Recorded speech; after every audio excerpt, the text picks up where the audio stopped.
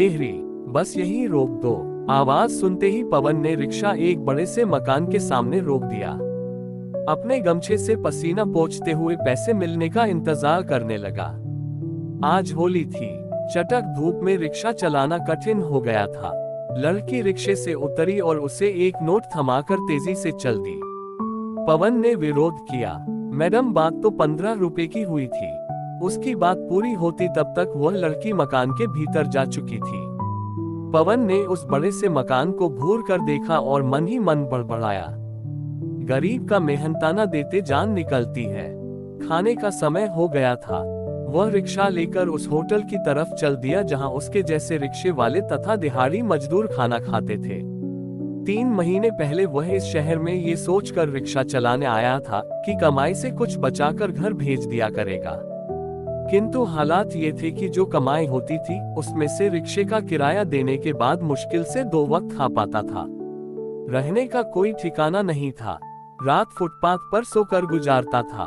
जब घर से चला था तब उसकी पत्नी पिंकी ने उससे कहा था, फाग में तो आओगे ना, मैं राह देखूंगी। उसने समझाते हुए कहा था, पूरी कोशिश करूंगा, मैं भी तुम्हारे बिना कहाँ रह पाऊंगा। तुम अम्मा का ख्याल रखना। पिंकी ने कहा था, तुम अम्मा की फिक्र मत करो, मैं संभाल लूंगी। तुम होली पर आना जरूर। घर छोड़ते समय पिंकी देहरी पर खड़ी हुई उसे जाते हुए देख रही थी। पवन ने पीछे मुड़कर उसे देखा। उसने भी दूर से हाथ हिलाकर विदा दी। होटल पहुंचकर पवन ने देखा कि वहां मौजूद उसके साथी इकट्ठा होकर फाग गा रहे हैं। वह भी उनमें शामिल हो गया। कुछ देर मनोरंजन कर लेने के बाद सब खाना खाने लगे। खाते हुए आपस में अपनी मुश्किलों के बारे में बात कर रहे थे। पवन ने एक आह भरी। इतने दिनों में वापस जाने का किराया भी नहीं बचा पाया था। चाहकर भी पिंकी के पास नहीं गया। खाना खाने के बाद पवन फिर अपना रिक्शा लेकर चल दिया। होली का दिन था। सभी तरफ रंगों की बहार थी। वह एक सवारी को छोड़कर जा रहा था। तभी उसकी नजर एक लड़की पर पड़ी। उसे देखकर पवन को पिंकी की याद आ गई। वह पिंकी के ख्यालों में खो गया। सामने से एक तेज रफ्तार कार आ रही थी, जिसमें नशे में धुत कुछ मनचले बैठे थे।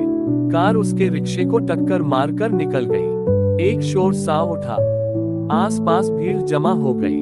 पवन की आंखों के आगे अंधेरा छा गया। उसके बाद एक दृश्य उभरा। पिंकी देहरी पर खड़ी उसका इंतजार कर रही थी। उसे देखते ही खुशी से उसकी तरफ दौड़ पड़ी। खुशी से बोली, मैं जानती थी कि होली में तुम जरूर आओगे। उसके बाद चौंक कर बोली, अरे ये क्या, तुम्हारा बदन तो खून से सना है। उसने घबरा कर पवन को बाहों में समेट लिया। पवन की सांसें उसका साथ छोड़ने लगी। एक बार फिर आंखों के आगे अंधेरा छाने लगा। पिंकी उससे दूर जाने लगी। एक हिचकी के साथ उसके प्राण निकल गए।